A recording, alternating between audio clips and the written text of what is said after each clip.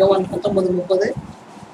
இயேசு காடியை வாங்கின பின்பு முடிந்தது என்று சொல்லி தலையை சாய்த்து ஆவியை ஒப்பு கொடுத்தார். அப்போ இயேசு காடியை வாங்கின பின்பு முடிந்தது என்று சொல்லி தலையை சாய்த்து ஆவியை ஒப்பு கொடுத்தார். நம்ம தான் வருஷம் நாங்களும் ஒரு காலத்துல அப்படி இருந்தோம். கர்த்தர் எங்களை மீட்டு எடுத்தார். 7 வார்த்தையை தவிர சின்ன பிள்ளைங்களை கூப்பிட்டு கேட்டா கூட கடற்கடன்னு சொல்லிட்டு போயிடும். நமக்குள்ள என்ன மாற்றம் இருந்தது? கர்த்தராகிய இயேசு கிறிஸ்து கண்டிப்பாய் கல்வாரி சிலுவையில மரிப்பது கர்த்தருடைய பிதாவுடைய சித்தம். அவர் மரிக்காமல் இருந்திருப்பாரான உங்களுக்கு எனக்கு இப்படி ஒரு ரட்சிப்பு கிடைச்சிருக்காரு. இப்படி விடுதலோட கர்த்தரை ஆராதிக்க முடியாது. இது போல எத்தனை நாளோ, எத்தனை வாரமோ, எத்தனை மாதமோ, எத்தனை வருடமோ தெரியாது. அதனால தேவ ஜனமே, எந்த வினாடி கர்த்தர் ரகசிய வருகை இருக்குமோ அல்லது நம்முடைய மரணம் இருக்குமோ தெரியாது. அநேக கிறிஸ்தவங்களுக்கு ரகசிய வருகைன்னா என்னன்னே தெரியாது. கிறிஸ்தவங்களுக்கு நீ சபைகள் சொல்றது இல்லை, சுத்தமா சொல்றது இல்லை, அதை பத்தி எல்லாம் அவங்க பேசுறதே இல்லை. நான் இங்க வர நேரமெல்லாம் இங்க வாரம் நான் ரகசிய வருகையை பத்தி நான் கண்டிப்பா பேசுவேன். ஏன்னா எனக்கு கொடுக்கப்பட்ட அழைப்பு அப்படி. என்னை கர்த்தர் பேர் சொல்லி அழைத்து என்ன ஊழியன் எனக்கு தெரியாத இருந்த நாட்களில கர்த்தர் எனக்குள்ள ஒரு சந்தேகம் இருந்தது. கர்த்தர் நிஜமா என் ஜெபத்தை கேட்கிறாரான்ட்டு. அதை ரட்சிக்கப்பட்ட டைம்ல அப்போ நான் ஆவியானவர்கிட்ட ஒரு காரியத்தை சொன்னேன். இந்த குறிப்பிட்ட மணி நேரத்துக்குள்ள நான் ஒரு சொப்பனம் வாங்கணும். அந்த சொப்பனம் கண்டு அந்த சொப்பனத்தை நான் எழும்பணும். எழுப்பி முடிந்த உடனே சொப்பனத்துக்கு அர்த்தமும் நீங்க சொல்லணும். ஆனா அந்த அர்த்தம் சாதாரணமா ஹியூமன் பீயிங்லா இது பண்ற மாதிரி இருக்கக்கூடாது. வேத வசனத்தின்படி எனக்கு அர்த்தம் இருக்கணும். அப்படி சொல்லலைன்னா நீங்க நிச்சயமாக நீங்க நேசிக்கல, என்னுடைய ஜெபத்தை நீங்க கேட்கல, நான் எடுத்துப்பேன் அப்படின்னு சொல்லிட்டு நான் அப்படியா சோமற்றாத்த படுத்த வழியில சொப்பனம் கண்டேன். சொப்பனம் கண்டு அலறி அடிச்சுட்டு எந்திரிச்சு எனக்கு வேற எந்த எண்ணமும் பாருங்க. ஹெல்மெட்ல வச்சிருந்த வாட்ச்ல பார்த்தேன், டைம் பார்த்தா நான் அவருக்கு கொடுத்த நேரத்துக்கு நான் 5 நிமிஷம் தான் இருந்தது. சரி, கர்த்தர் நம்ம ஜெபத்தை கேட்டுட்டாரு. சரி, எழும்பி உட்கார்ந்து ஜெபிக்க ஆரம்பித்தேன். கண்ட சொப்பனத்துக்கு அர்த்தம் கேட்டேன். அர்த்தத்தை சொன்னது மாத்திரமல்ல, நான் கேட்டேன், எனக்கு வசனத்தின்படி எனக்கு ப்ரூஃப் பண்ணுங்க எனக்கு சொன்னேன். கர்த்தர் 2-3 வசனத்தினோடு எனக்கு அதை ப்ரூஃப் பண்ணி கொடுத்தார். நிச்சயமாக என் ஜெபத்தை எனக்கு கர்த்தர் அப்போ அவர் சொன்னாங்க, நீ அர்த்தம் என்கிட்ட கேட்டில, இனிமே நான் பேர் சொல்லி ஊழியத்துக்கு அழைக்க போறேன். என்ன ஊழியன்னு எனக்கு தெரியாது. அப்ப பேர் சொல்லி உடனே நான் அழைக்க போறேன். ஆனா என்ன நீ மெசேஜ் எங்க கொண்டு கொடுத்தாலும் என் வருகையை பத்தி நீ கண்டிப்பா நீ பேசணும்னு சொப்பனத்தின் மூலம் கர்த்தர் என்னோடு கூட பேசினார். இன்றைக்கு தேவசனத்துக்கு அமர்ந்திருக்கிற ஆத்மாவே, இப்படிப்பட்ட ஒரு கிருபை இன்னும் எத்தனை நாள் நமக்கு கிடைக்குமா தெரியாது. ஏனென்றால் எங்க பார்த்தாலும் பாறை தடிச்சு நொறுக்கிட்டு இருக்காங்க. சத்தியம் கிடைக்க கூடாத ஒரு பஞ்சம். எப்படி தண்ணீர் கிடைக்க கூடாத ஒரு பஞ்சம் வரப்போதோ அதே மாதிரி சத்தியம் கிடைக்க கூடாத பஞ்சம் வரப்போதோ. அதனால எவ்வளவாய் நம்ம சத்தியத்தை அறிய முடியுமோ, எவ்வளவாய் நம்ம இருதய பலகையில் எழுத முடியுமோ நம்ம எழுதி இரவும் பகலும் சொப்பனத்துல கூட கர்த்தருடைய வசனத்தை நம்ம பேசுவோம். கர்த்தர் அதை நமக்கு சொல்லி கொடுக்கட்டும். அப்படியா நம்ம பிள்ளைகளுக்கு கருத்தாய் நம்ம போதித்து செய்யும் பொழுது நிச்சயமாகவே என்ன பைபிளை புரிந்து போனாலும் சரி, நம்ம இருதய பலகைகளுக்கு யாரும் அழிக்க முடியாது. அதனால தேவச்சனமே இன்னைக்கு நம்ம தீர்மானம் எடுப்போம். வருஷம் தான் நம்ம தான் இந்த மாதிரி குட் ஃப்ரைடேனா துக்கம் கொண்டனா சில வீடுகள்ல கஞ்சியை காய்ச்சி வச்சுட்டு உட்காந்துருப்பாங்க. எந்த பழக்கம் நமக்கு வேண்டாம், எந்த சடங்காச்சாரம் நமக்கு வேண்டாம். அதெல்லாம் கடந்த நாளுக்கு நாள் நம்ம என்ன செய்யணும், மனம் புதிதாகிறதுனால என்று பைபிள்ல வேத வசனம் சொல்லுது. மனம் புதிதாகினாலே பின்னானவைகளை மறந்து முன்னானவர்களை நோக்கி ஓடிட்டு இருக்கணும். இயேசு செத்து போயிட்டாரா? எப்படி எனக்கு உயிரோடு இருக்காரு? இல்ல உங்களுக்கு இங்க வந்திருக்கிறவங்களுக்கு எப்படி தெரியல, இயேசு செத்துட்டாரா? சொல்லுங்க. சரி, ரொம்ப நீங்க அப்படிதான் கொண்டாடிட்டு இருக்கோம். தைரியமா பேசுங்க. இங்க யாரும் சர்டிபிகேட் கொடுக்க போறது? பேசுங்க. இயேசு கிறிஸ்து செத்துட்டாரா? ஆக்சுவலா நீங்க துக்கம் கொண்டாடுற நாளா இல்ல சந்தோஷப்பட்ட கழிவு ஒரு நாளா? உண்மையாகவே நான் கேட்கறேங்கிறதுக்காக சொல்லாதீங்க. இருதயத்துல அப்படி ஒரு சந்தோஷம் எதிர்த்து நீங்க ஏன் சாப்பிடுங்க, அத்தனை சித்தத்தை நிறைவேற்றலாம். உங்களுக்கு எனக்கு பாவம் அடிக்கிறேன், உங்களுக்கு எனக்கு பரவ வரல. அதனால இன்றைக்கு நம்ம தீர்மானம் எடுக்கணும். என் இயேசு கிறிஸ்து உயிரோடு இருக்கிறார். அவர் முடிந்தது என்ன சொல்லி முடிச்சுட்டாரு, எல்லாத்தையும் முடிச்சார். இனிமே முடிக்கிறதுக்கு ஒண்ணுமே இல்லை. கர்த்தர் எனக்காக யாவும் செய்திருப்பார். கர்த்தர் கிருபை என்று உங்களுக்கு கருத்தின் கிரிகளை நெகிழ விடாது இருப்பீராக என்று சொல்லுவார். எல்லாத்தையும் உங்களுக்காக எனக்கு முடிச்சுட்டார். அது என்னத்த கையில வாங்கினானா? அந்த காடி என்ன டேஸ்ட்ல இருந்தது? பயங்கரமான கசப்பான ஒரு அனுபவம். இந்த கசப்பான அனுபவம் நம்ம தனிப்பட்ட வாழ்க்கையிலோ குடும்ப வாழ்க்கையிலோ நாங்க அந்த ஊழியத்துல நாங்க பார்க்காத காரியங்கள் இல்லை. எத்தனையோ மந்திரவாதியை ஃபேஸ் பண்ண முடிய சொல்லல, எத்தனையோ எதிர்ப்பு. கர்த்தர் பேசுற வார்த்தையை கேட்டுட்டு கூட அது சரியா அண்டர்ஸ்டாண்ட் பண்ணாம போய் சப்போஸ் அது வேற மாதிரி வெளியே போய் சொல்லி அவங்க நம்மளை திரும்ப கேட்கிறப்போ இப்ப என்ன இவங்க புரிஞ்சாங்க. எப்பவுமே கர்த்தர் சில காரியத்தை மறைமுறையில தான் பேசுவார், ஓமைகளோட தான் பேசுவார். ரொம்ப ரேர் மனுஷங்கள பேசுறது. அதனால சரியா ஆவியான வசனம் நேரம் புரிஞ்சுக்கணும். புரியலன்னா என்ன திரும்ப கேளுங்க. இன்னைக்கு ஒரு காரியத்தை உங்களுக்கு நான் சொல்றேன். இப்ப வெள்ளிக்கிழமை தவிர, ஞாயிற்றுக்கிழமை தவிர மற்ற நாட்களிலே ஏதாவது ரொம்ப ஒரு கடினமான ஒரு பிரேயர் உங்களுக்கு ஜெபம் பிரேயர் தேவையா இருக்குமானா எனக்கு போன் பண்ணிட்டு நீங்க இங்க வரலாம். நான் ½ மணி நேரம் 3/4 மணி நேரம் நான் ஸ்பேர் பண்றது நான் ரெடியா இருக்கிறேன். ஏன்னா எப்படியாவது ஆத்துமாக்களை கொண்டு போய் பரலத்துக்கு செய்யணும். ஆனா ஒரே ஒரு கண்டிஷன், மற்ற நாட்கள்ல வெள்ளிக்கிழமை வரலைன்னா நான் அப்படிப்பட்டவங்களுக்கு நான் ஜெபம் பண்ண மாட்டேன். எந்த காரியத்தையும் சொல்றேன். ஏன்னா சத்தியம் தான் விடுதலையா என்னால விடுதலையாக்க முடியாது. நான் சாதாரண முறை மாதிரி ஒரு சாதாரண ஒரு கடிமண். நான் வீட்டுல இருக்கணும். வெளியே எங்காவது வெளியே விட்டா எங்காவது மெட்ராஸ் விட்டு ஊழியத்துக்கோ மற்ற காரியங்களுக்கு போயிருந்தா என்னால ஃபோன் பண்ணுங்க. உங்களுக்கு இல்லை கடினமான பாரம் எனக்கு எங்களோட எனக்கு ஒரு ஆலோசனை தேவைன்னா தாராளமா நீங்க ஃபோன் பண்ணி நான் மறைச்சோன்னா நீங்க வாங்க, நான் கூட ஸ்பேர் பண்றது ரெடியா தேவைச்சனமே. எப்படியாவது நாத்து மறைச்சிக்கப்பட வேண்டும். அதற்காகவே கர்த்தர் முடிந்தது என்று சொல்லி என்ன பண்ணிட்டாரு, காடியை வாங்கி என்ன பண்ணிட்டாரா, தன்னுடைய ஆவிய கொடுத்துட்டாரு. அதனால அவர் ஒப்பு கொடுக்க எத்தனையோ வருஷம் ஆச்சு. அதனால நம்ம செத்த தெய்வத்தை நம்ம ஆராதிக்கவே இல்லை. அதுக்காக நம்ம வீட்டுல கஞ்சியெல்லாம் கழிச்சிட்டு இருக்கேன். நல்ல பிரியாணி வாங்கி சாப்பிடுறது, நல்ல பிரியாணி வாங்கி சாப்பிடுறது சந்தோஷப்பட்டு கழிவுற வேண்டிய. அதனால சுத்தமா நம்ம இருக்க வேண்டாம். ஒரு காலத்துல நாங்க அப்படி இருந்தோம். அறியாமல் உள்ள ஆட்களை கத்தர் காணாத போய் இன்னைக்கு என்ன செய்யறாரு, மறந்து விட வேண்டும். நாங்க எனக்கு தைரியமா சந்தோஷமா இருக்கும். அவர் மறிக்காம இருந்திருந்தானா நமக்கு மரணம் இல்லை, நமக்கு ஒரு விடுதலை இல்லை, பாவத்தை விடுதலை இல்லை. தேவ ஜனமே இன்னைக்கு ஒரு தீர்மானம் விடப்போம். சரி, அந்த காடி எப்படி இருந்ததா, அந்த காடி எப்படி இருந்ததா சொல்ல, காடி எப்படி இருந்ததா, கசப்பான ஒரு அனுபவம். ஒரு வாழ்க்கையில கசப்பான ஒரு அனுபவம் இருந்தா கவலையே படாத. எப்படி கர்த்தராகிய இயேசு கிறிஸ்து அந்த காடியை வாங்கி அவர் மரித்து அது முடிந்தது என்று சொல்லி அவர் மரித்தாரோ திரும்ப எப்படி உயிர்ப்பித்தாரோ அந்த கசப்பான அனுபவத்தில் இருந்து கர்த்தர் உன்னை திரும்ப உயிர்ப்பிக்க அவரு வல்லவராக இருக்கிறார். அதனால கசப்பு தானே, ஐயோ இறந்து போயிடுவோம், நமக்கு விடுதலை இல்லைன்னு நம்ம நினைக்கிறோம். கசப்பான ஒரு அனுபவம் வருதுன்னா பின்னாடி பெரிய ஒரு கிருபை, பெரிய ஒரு விடுதலை வாசல், பெரிய ஒரு ஆசீர்வாத வாசல் நமக்கு வருதுன்னு நினைச்சுக்கோங்க. யோர்தானை கடந்து போகலைன்னா ஒண்ணுமே இல்லை. இந்த சிவந்த சமுத்திரம் நமக்கு முன்னாடி இல்லைன்னா இந்த இஸ்ரேல் ஜனங்க அப்படி கூட பார்த்து கூட என்ன செய்யல, மனந்திருந்தது. அவங்கள போல நம்ம இருதயத்தை நம்ம என்ன செய்யலாம், கடினப்படுத்தவே தயவுசெய்து வேண்டாம்.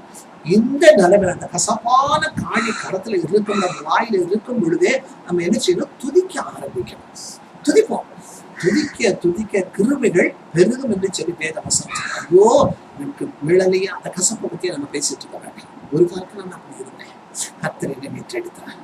கர்த்தர் அந்த கசப்பான அனுபவத்தை மீட்டெடுத்து நீ துதிக்க வேண்டும் மாத்திரமல்ல மற்றவர்களுக்கு சொல்லும்படியும் கர்த்தர் கிருபை செய்தார். யாத்திராகமம் 15ஆம் அதிகாரம் 23ஆம் வசனம். யாத்திராகமம் 15ஆம் அதிகாரம் 23ஆம் வசனம். அவர்கள் மாராவிலே வந்தபோது மாராவின் தண்ணீர் கசப்பா இருந்தது 25 வரைக்கும்.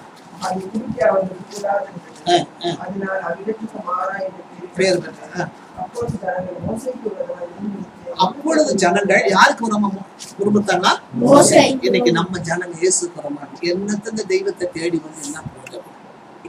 நமக்கு இந்த பிரச்சனையில இருந்து விடுதலை வரலையே, நினைச்ச உடனே இங்க வந்துடணும். இங்க ஒரு நாள் வந்தா உடனே இங்க விடுதலை வந்துடணும். நான் என்ன குறிகாரியா ஜோசின்னு சொல்றவளா, ஆவியானவர் சில காரியத்தை சொல்லுவார். சில ஒரு தடவை ஒரு 4-5 பேர் லேடிஸுங்க வெள்ளிக்கிழமை இன்னொரு நாள் வந்து வெளியே நிக்கிறாங்க. நான் உள்ள இருந்த அந்த வெளியே நான் பார்த்துட்டு ஆவியான சொல்றாரு, அவங்க திருப்பி அனுப்பிடுறாரு. இவன்கிட்ட சொல்லிட்டே நம்ம குளித்து கிளம்புறோம். ஆவியான சொன்னாரு, இவன் உண்மையாகவே ஜபத்துக்கு வரல, திருப்பி அனுப்பு. அவங்க சொல்றாங்க, நான் பல்லாவரத்துல வந்திருக்கேன், எங்க இருந்து வந்திருந்தாலும் சரி திருப்பி அனுப்பு. குறி கேட்கிற மாதிரி வந்திருக்காங்க. அனுப்புனா அவங்களா இவங்கிட்ட சண்டை பண்றாங்க, போக மாட்டேங்கிறாங்க. நானும் வெளியே வரல, கர்த்தர் வெளியே வரவே வராதன்ட்டு. அதுக்கு பிறகு பார்த்தா ஐயோ, அப்போ கதை சொன்ன நீ இந்த நிலைமையில வந்திருக்க அப்படின்னு இவன்கிட்ட சொல்லி நான் சொல்லணும். ஐயோ அப்படின்னு சொல்லிட்டு பேசாம போயிட்டாங்க. இன்னைக்கு குறி கேட்கிற மாதிரி இன்னைக்கு நம்முடைய நிலைமைகள் இருக்கக்கூடாது. கசப்பா பயங்கரமான ஒரு அனுபவம். திரும்ப 24ஆம் வசனம். அப்பொழுது ஜனங்கள் மோசேக்கு விரோதமாக முறுமுறுத்து எண்ணத்தை குடிப்போம் என்றார்கள். மோசே கர்த்தரை நோக்கி கூப்பிட்டார். அப்பொழுது கர்த்தர் மோசேக்கு ஒரு மரத்தை காண்பித்தார். ஐயோ, குடிக்கணும், தாகமா இருக்கிறேன், ஆனா தண்ணீர் வந்து எப்படி இருக்கு? கசப்பா இருக்கு. என்ன செய்வான்னு சொல்லி யாருக்கு விரோதமா முறுமுறுத்துட்டாங்க? எவ்வளவு தூரம் கர்த்தர் நடத்தி இருந்தாரு. செங்கடலை 2ஆய் பிரித்து வெட்டாந்தரையில் கால் நனையாம நடந்து. எனக்கு அந்த வசனம் ரொம்ப பிடிக்கும். பட் அது எப்படிங்க இது வரைக்கும் தண்ணி நிக்குது, நம்ம பாக்குற வரைக்கும் தண்ணி இருந்தது. இவர்கள் பின்னாடி பார்த்தா பார்வனுடைய சேனை, முன்னாடி போனா போக முடியாத கடல், கொஞ்சம் கூட முழங்கால அளவு இல்ல கடல். எப்படி நடக்கும்? முறுமுறுத்தாங்க. இந்த யோதனை எகிப்துல இருந்தாலும் நல்லா தின்னுபுட்டு அங்க உதையாவது வாங்கிக்கிட்டு அங்க இப்படியாவது அடிமைத்தனத்திலாம் நாங்க இருந்திருப்போமே, இப்படி எங்களை கொண்டு வந்து விட்டுட்டீரே என்று சொல்லிட்டு கர்த்தருக்கு குணமாய் மோசே குணமாய் முறுமுறுத்த டைம்ல கர்த்தர் நம்மளை கைவிடவே இல்லை. வெட்டாந்தரையிலே அவ்வளவு நேரம் வரைக்கும் ஈரது. என்னைக்காவது இந்த வசனத்தை சிந்திச்சு பாத்தீங்களா?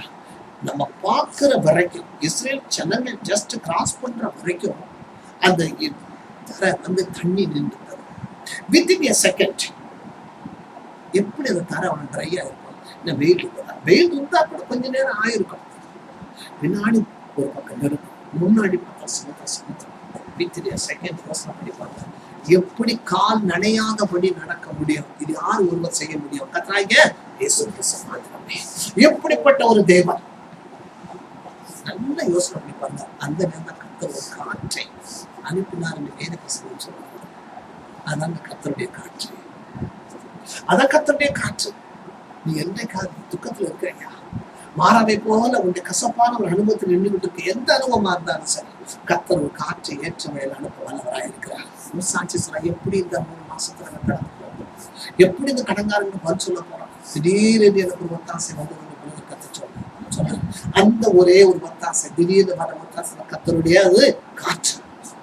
சிந்திச்சு பார்க்கணும். அவரால் இவ்வளவு வெயில் அடிச்சுட்டு இருக்கு.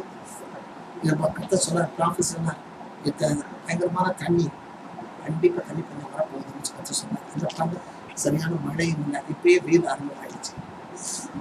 கர்த்தரால இப்பொழுது நினைத்தா கூட பயங்கரமான ஒரு புயல் உருவாக்க அவரால் முடியும்.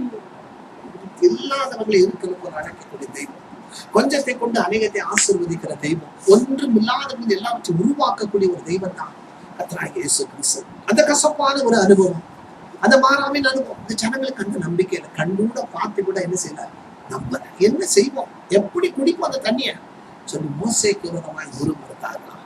முறுமுறுத்த டைம்ல என்ன நடந்தது? 25ஆம் வசனம் என்ன நடந்தது? மோசே கர்த்தரை நோக்கி கூப்பிட்டான். ஏன் நீங்க நானும் கூப்பிட்டாங்க? பிரச்சனையே நம்ம பார்த்துட்டு இருந்தோம்னா நிச்சயமா பிரச்சனை தேர்வே தெரியாது. அநேக உத்தரவு வழியாயிரம் எங்க போகிட்டு பரலோகத்துக்கு போகிறது. இன்னைக்கு நம்ம ஆளுங்க அதெல்லாம் நமக்கு தேவையில்லை. நமக்கு அதெல்லாம் தேவையில்லை. எடுத்த உடனே ஒரு காரியத்தை உங்களுக்கு சொல்றேன், கர்த்தராகிய இயேசு கிறிஸ்து ஏற்றுக்கோ, ஒரு உபத்திரமே வராதுன்னு யாராவது எந்த ஊழியக்காரங்களாவது சொன்னாங்கன்னா தயவு செய்து நம்பாதீங்க. அது பொய்யான ஒரு தீர்க்க தரிசனம். நம்பாது. உலகத்தில் உங்களுக்கு உபத்திரமா உண்டு, ஆனாலும் நான் உலகத்தை ஜெயித்து நீங்களும் ஜெயிப்பீர்கள். தேவ ஜனமே, உபத்திரம் இல்லாத ஒரு பரலோகமும் உபத்திரம் இல்லாத ஒரு பரலோகத்துக்கு போற வழியும் கண்டிப்பா இருக்கவே இருக்காது. விசாலமான வழி எல்லாம் இருக்கு. எனக்கு டிவி வேணும், சினிமா வேணும், எல்லாம் எனக்கு வேணும். உலகத்தின் லௌகிக காரியங்கள் எல்லாம், சிகரெட் வேணும், எல்லாமே வேணும், குடி வேணும், குடித்தனமும் வேணும். ஆனா நான் என்ன செய்வேன்? கொஞ்சம் கூட கத்தறது அது விட மாட்டேன். எனக்கு இயேசு மாத்திரம் வேணும், இயேசு வேணும். இதுவும் வேணும், அதுவும் வேணும். நிச்சயம் நடக்கவே நடக்காது. அந்த விசாலமான வழியில போனா எங்க போக முடியாது? பரலோகத்துக்கு நம்ம போக முடியாது. இடுக்கமான வாசல் வழியாய் போனால்தான் எங்கெங்கெல்லாம் என்னென்னமோ சந்தர்ப்பம் நடந்துட்டு. இன்னைக்கு காலையில கென்யால 147 காலேஜ் ஸ்டூடெண்ட்டை தூக்கிட்டு இருந்தவங்களை சூட் பண்ணியிருக்காங்க தீவிரவாதிகள். 147 பேர் மறிச்சு போயிட்டாங்க, அநேக காயம். நான் தீவிரவாதி அதுக்கப்புறம் சுட்ட பிறகு என்ன பிரயோஜனம் பாருங்க. பிள்ளைகள் முன்னாடியே இன்னைக்கு பெற்றோர்கள் இன்னைக்கு கொலை பண்றாங்க. யார் எச்சரிக்கிறது? நீயும் நானும் தான் எச்சரிக்க. டெல்லியில ஒரு நாளைக்கு 20 பிள்ளைகள் காணாம போறாங்களா? எச்சரிக்கை. நம்ம பிள்ளைகளை குறித்து தயவு செய்து எச்சரிக்கையா இருங்க. 20 பிள்ளைகள் ஒரு நாளைக்கு டெய்லி காணாம போறாங்களா? எங்க போறாங்க, எங்க கடந்து போறாங்க, யார் கடத்திட்டு போறாங்க, இன்ன வரைக்கும் கண்டுபிடிக்க முடியலையா? பாருங்க, ஈரான் அப்படின்னா இந்த சின்ன பிள்ளைகளை மனித வெடிகுண்டா பயன்படுத்த. அந்த பிள்ளைங்களுக்கு என்ன தெரியும்? முதுகுல இடத்த கட்டி ஓடுதான் அந்த பிள்ளைங்க ஓட. அது வெடிச்சு சிதறதுன்னா யாரு ஜெபிக்கிறது? நீங்களும் நானும் தான். நம்மளோட பிள்ளைகளுக்காக நம்ம ஜெபியாமல் இருப்போமா? நிச்சயமா கர்த்தர் நம்மள கணக்கு கேட்பார். இதுங்களை டிவி பார்க்க விட்டுட்டு நம்மளும் உட்காந்து டிவியும் சினிமாவும் பார்த்துட்டு இருந்தா கர்த்தர் நிச்சயமா நம்ம ஜெபத்தை கண்டிப்பா கேட்கவே மாட்டார். இன்றைக்கு ஒரு நாள் நம்ம இன்னைக்கு மௌனமா இருப்போமானா? இன்றைக்கு நம்ம கர்த்தரை சொல்ற நேரம் கீழ்ப்படியாமல் இருப்போமானா? கர்த்தர் உனக்காக எனக்காக கல்வாரி சிலுவையில மறித்தது வீணா போயிடும். கருத்துல மாறும். அந்த கசப்பான காடியை வாங்கி முடிந்தது என்று சிரித்த கொடுத்தார். அவர் ஒப்பு கொடுத்தது வீணா போயிடும். எச்சரிக்கை. அந்த கசந்த மரம் எப்படி என்று ஜனங்கள் மோசைக்குறமாய் முறுமுறுத்துக்கிட்டு என்னதுதான் என்னென்ன வசதி வாசனை. மோசே கர்த்தரை நோக்கி கூப்பிட்டார். அப்பொழுது கர்த்தர் மோசேக்கு ஒரு மரத்தை காண்பித்தார். அதை அவர் தண்ணீரில் போட்ட உடனே அது மதுரமான தண்ணீராய் மாறிட்டு ஒரு மரத்தை காண்பித்தார் என்று வேத வசனம் சொல்லுவார். அது என்ன மரம்? அது என்ன மரம்? பேசுங்க தெரியல சொல்லி தரேன். ஒன்னும் பிரச்சனை இல்லை. நீங்க பேசுறீங்கன்னா தான் நீங்க அறியறீங்கன்னு தெரியும். ஏசாயா 11ஆம் அதிகாரம் 1ஆம் வசனம். ஏசாயா 11.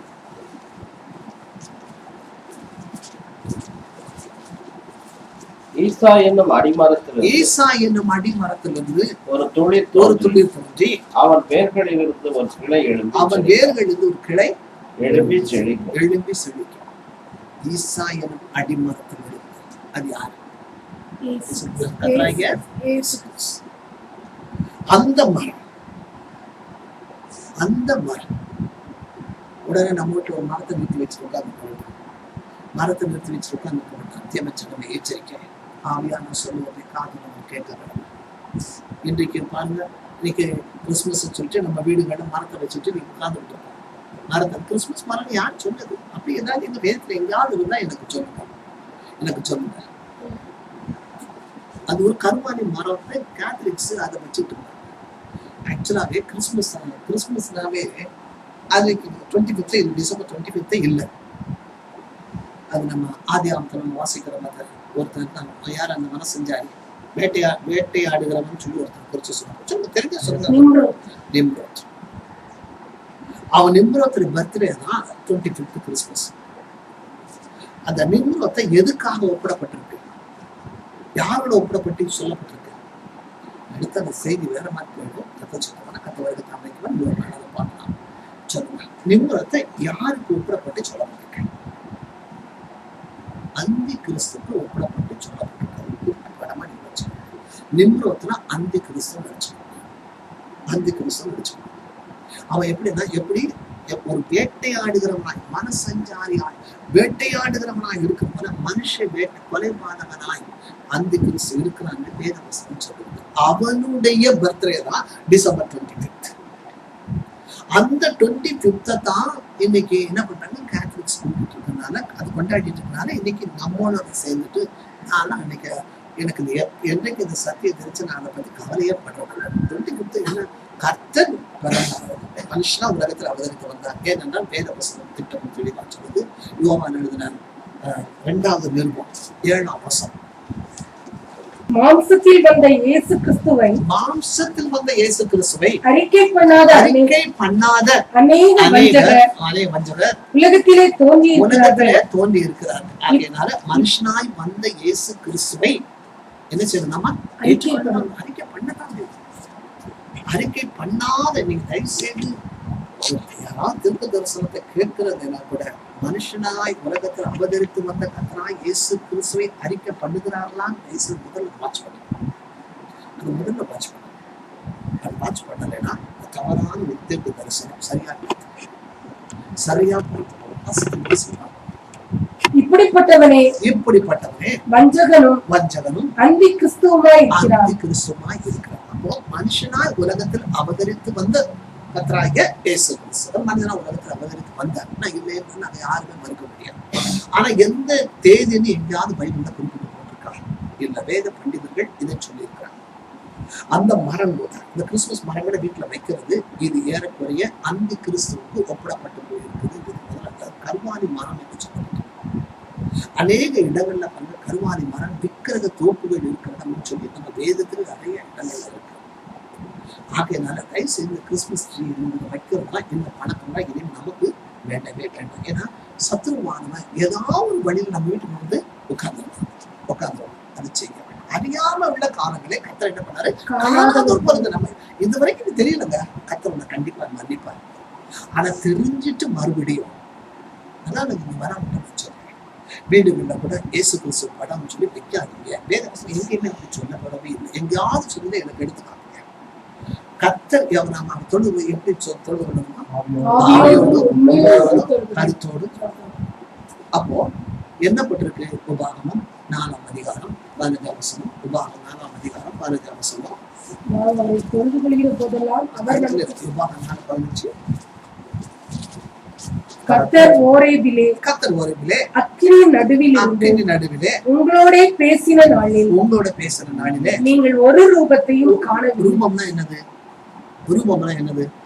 சொல்லுங்க, பேசுங்க. தமிழ்லான எழுதியிருப்பேன். ரூபம்னா என்னது? எந்த ஃபிகர், எந்த உருவமும். அப்போ நீ நானும் கர்த்தர் தொழுகிறப்ப ஏதோ ஒரு உருவம் கீழ்ப்பி வச்ச உருவத்தை வச்சுட்டு நிச்சயமா ஒரு நாள் அவரை என்ன செய்ய போறோம்? முகமுகமா நீங்க நானும் பார்க்க போறோம். அவர் கட்டி அணைக்க போறோம். ஒரு முத்தம் செய்ய போறோம். அந்த நாளுக்காக நம்ம காத்து கொண்டிருக்கோம்.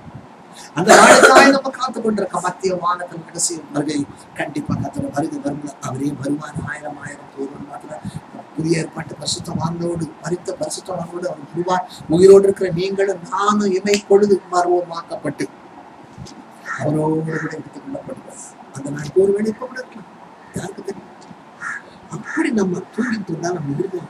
சின்ன ஒரு சத்தத்தோடு வந்தாரா ஐயோ எக்கான ஒரு அப்படிப்பட்ட ஒரு எதிர்கொண்டு அடைக்கக்கூடிய மனப்பாட்டிங்களா இன்னும் நான் சடங்கா சாரத்துல ஒரு செத்து போயிட்டாரு. இன்னைக்கு எங்க வீட்டுல கஞ்சி என்ன கஞ்சினா மாசி கஞ்சி துக்கம் கொண்டாடுறாங்க. எச்சரிக்கிறேன். இப்படி நம்மளை மதிமைக்கு கொண்டு சத்ருவான நம்ம ஒரு ரூபத்தை நாம் காணவில்லை. பசங்க பூமியில் இருக்கிற யாதொரு மிருகத்தின் உருவம் ஆகாயத்தில் பறக்கிற செட்டையுள்ள யாதொரு பட்சியின் உருவமும் பூமியில் உள்ள யாதொரு ஊரும் பிராணியின் உருவம் பூமியின் கீழ் தண்ணீரில் உள்ள யாதொரு மச்சத்தின் உருவமாய் இருக்கிற இவைகளில் யாதொரு உருவுக்கு ஒப்பான விக்கிரகத்தை உங்களுக்கு உண்டாக்காத படிக்கும். இன்னொரு இடத்துல போட்டிருக்கு ஆண் உருவமோ பெண் உருவமோ போட்டிருக்கு. அந்த வசனம் விட்டீங்க. அப்ப இப்படிப்பட்ட இது என்ன தெரியுமா? எதுக்கு சமானமா? விக்கிரகத்துக்கு சமானம். அப்படி இன்னைக்கு நம்ம வீடுகள்ல வச்சுட்டு 2 பேரும் வந்து உட்காந்துட்டீங்களே, ஒருவேளை இது வரைக்கும் தெரியாமல் இருக்குமா? இன்னைக்கு போவதோட வீடு போட்டுக்க. யாருக்கு அந்த படத்தை கொடுக்காதீங்க. உடைச்சிட்டு அதை எரிச்சிருக்கோம். தைரியம் இருக்கும் வரைக்கும் பயமா இருந்தா கொண்டு வாங்க, நாங்க எரிச்சிருக்கோம். அது ஏனென்றா நான் அதே படத்துக்கு காணி ஊற்றிட்டு வந்திருக்கேன். எச்சரிக்கை. ஆவியான சொல்லுவது காரணம் கேட்கிறது. எப்படிப்பட்ட சத்தியங்கள் நமக்கு மறைக்கப்பட்டு போயிருக்குது. அவரு ஆவியா இருக்கிறார். நான் சொல்றேன், நான் வேதத்துக்கு புறமா ஒரு வார்த்தை சொன்னா நீ எடுத்துக்காது. எப்படி சொல்லப்படும்? அப்போ யாருடைய படத்துக்கு மாலை போட்டு யாருடைய படத்துக்கு நம்ம லைட்டு போட்டு வச்சிருப்பாங்க? செத்து போனவங்க. நீங்களே உங்க வாயிலிருந்து நீங்களே சொல்றீங்க. நான் சொல்ல மாட்டேன், நான் நியாயம் இருக்க மாட்டேன். அப்போ நீங்களே உங்களுக்கே தெரியுது செத்து போறோம். அப்போ நம்ம கத்தரா இயேசு கிறிஸ்து இறந்து விட்டாரா? இறந்தார். ஆனாலும் 3ஆம் நாளும் உயிரோட எழுந்து இப்போ பிதாவின் வலமாட்டில உங்களுக்காக எனக்காக அவர் முதலாவது வாக்கு கடக்காத பெருச்சு வந்து அறிந்து பேசிக் கொண்டிருக்கார். அந்த தெய்வத்தை ஆராதிக்கிறதுக்காக இன்றைக்கு இப்படிப்பட்ட ஒரு கூட்டங்கள் நம்முடைய மூடத்தனமான பழக்க வழக்குகள் மாறணும். அப்ப அந்த கசந்த மாறம் மதுரமாய் மாறுகள்னா கர்த்தர் மரத்தை காண்பித்தார். அந்த மரம் தான் கர்த்தராகிய இயேசு கிறிஸ்துவுக்கு ஒப்பிடப்பட்டு போயிருக்கு. ஈசா என்னும் அடிமரத்தில் அந்த மரத்தை அந்த தண்ணீர்ல போட்ட உடனே அந்த மதுரமா அந்த கசப்பான அந்த தண்ணீர் மதுரமாய் வேதவசனமே ஒரு வாழ்க்கையில கசப்பு இருக்கா? அசந்த மாறாவை போல இருக்குதா? எதுக்காக அவர் காடி அந்த கசப்புகள் அந்த காடியை வாங்கினார்? உனக்காக எனக்காக நம்முடைய வாழ்க்கையில் இருக்கிற எல்லா கசந்த மாறாக்கள் மாற வேண்டும் என்பதற்காக அவர் வாங்கிட்டு எல்லாத்தையும் முடிஞ்சதுன்னா முடிச்சிட்டேன். நீ எதை செய்யாத, நீ எந்த காரியத்தை நீ எனக்காக துக்கம் கொண்டாடாத என்று சொல்லாம சொல்லிச்சார். அப்ப எப்படிப்பட்ட தெய்வத்தை நம்ம ஆராதிக்கிறோமா? இன்னும் செத்து போனாரு துக்கம் கொண்டாடிட்டு உட்கார்ந்து இருக்கணுமா? யோசனை பண்ணி பாருங்க. இந்த 40 நாள் மாத்திரம் ஒரு நாள் நான் இருந்து அறியாம இந்த கத்தரை நம்பிட்டு எடுத்தேன். இந்த 40 நாள் வரைக்கும் பூ வைக்காம கறி சாப்பிடாம துக்கம் கொண்டாடுறாங்க. அப்ப ஈஸ்டர் அன்னைக்கு பாரு, எல்லாம் நிறைய அங்க பிராண்டி கடையில இருக்கிற ஆளுங்க யாரு? நம்ம ஆளுங்க தான் அதிகமா இருக்கும். நம்ம ஆளுங்க தான் அதிகமா இருக்கும். இப்படிப்பட்ட பழக்க வழக்கம் நம்ம ஒரு வேலையை இருக்குமா? தயவு செய்து சொல்றேன், இந்த மூட பழக்கத்தை விட்டு நம்ம விலகணும். அதனால முடிந்தது என்று ஒரே வார்த்தை முடிச்சிட்டேன். எல்லாத்தையும் உங்க பாரம்பரியம் பழக்க வழக்கம் மூலத்தனமாத்த எல்லாத்தையும் நான் முடிச்சிட்டேன். உனக்காக அந்த கசந்த காடியை நான் வாங்கி குடிக்கிறேன்னு சொல்லி அவர் முடித்த ஆவியை ஒப்பு கொடுத்த தேவன் திரும்ப முடித்து நான் உயிரோடு அவரு. இன்னொரு காரியத்தை நான் பார்க்கிற வழியில பாருங்க, நீதிபதிகள் 14ஆம் அதிகாரம் 10ஆம் வசனம். நீதிபதி 14:10. இருதயத்தின் கசப்பு இருதயத்திற்கே தெரியும். இருதயத்தின் கசப்பு இருதயத்திற்கே தெரியும். ஏன்னா கசப்போடு தேவசமத்தில் சொல்லுவாங்க. உங்களுக்கு என்ன சிஸ்டர், எங்களுக்கும் பாடுகள் இருக்கு, எங்களுக்கும் உபத்திரமங்கள் இருக்குது. எங்களுக்கு உபத்திரம் இல்லை, ஊழியத்துல எத்தனையோ நிந்தைகள் அவமானங்கள், நாங்க படுகிற பாடுகள் கொஞ்சம் இதெல்லாம் வெளியே நம்ம சொல்லிட்டு இருக்க முடியாது. அத்தனை நிந்தைகள், அத்தனை அவமானங்கள், அத்தனை பாடு. நேற்று ஒரு சிபிஎம் சகோதரர் பேசிட்டு இருந்தார். அவர் கேட்டார், எப்படி சிஸ்டர் 24 வருஷம் ஊழியத்துல எத்தனை நிந்தை அவமானப்பட்டிருப்பீங்க, எவ்வளவு கஷ்டப்பட்டிருப்பீங்க, சொந்த ஜனங்களால கூட உங்களுக்கு உபத்திரம் வந்திருக்கும் தானே? நிச்சயம் வந்தது. எங்க சொந்த ஜனங்களாலே எங்களுக்கு உபத்திரம் வந்தது. அநேக சாசு கொடுத்துருக்கோம், அநேக மந்திரவாதிகள். இன்னைக்கு எனக்கு என்ன ஜீவனை விலைக்கு வாங்குறதுக்கு எத்தனையோ மந்திரவாதிகள் முடியாது. தொழிலை விட்டுடலாம். தொழிலா ஊழியம் செய்யறது தொழிலா இருந்தாலும் விட்டுருவேன். ஏன்னா எத்தனையோ கோடி வருதுன்னா விட்டுடலாம். ஏன்னா கவர்மெண்ட் ஆஃபீஸ்ல வேலை செஞ்சாங்க, பிஎஃப் கிராஜுவேட் இருந்தாலும் இத்தனை கோடி வராது. இன்னைக்கு இதுக்கு அப்படிதான் விட்டுருவேன். இது எனக்காக கர்த்தராகிய இயேசு கிறிஸ்து கல்வாரி சிலுவையில் மரித்து அவர் 3ஆம் நாள் உயிரோடு எழுந்து என்னை நம்பி கொடுத்து இருக்கிறான பொறுப்பு. இதனை எப்படி விட முடியும்? அற்ப பணத்துக்காக உங்களுக்கு எத்தனை கோடி வேணும் கொடுக்கறதுக்கு ரெடியா இருக்கிறேன். உன் பணம் உன்னோட நாசமா போகட்டும். கர்த்தராகிய இயேசு கிறிஸ்து என்ன வேதம் சொல்லுது? கர்த்தரின் ஐஸ்வர்யமே நீங்க தான் முடியும். கர்த்தரின் ஐஸ்வர்யமே அதோட வேதனை இல்லாத ஒரு ஐஸ்வர்யம் உனக்கு வேணுமா? கர்த்தர் உனக்கு ஐஸ்வர்யம். நீதி புலம்பல் 1ஆம் அதிகாரம் 4ஆம் வசனம்.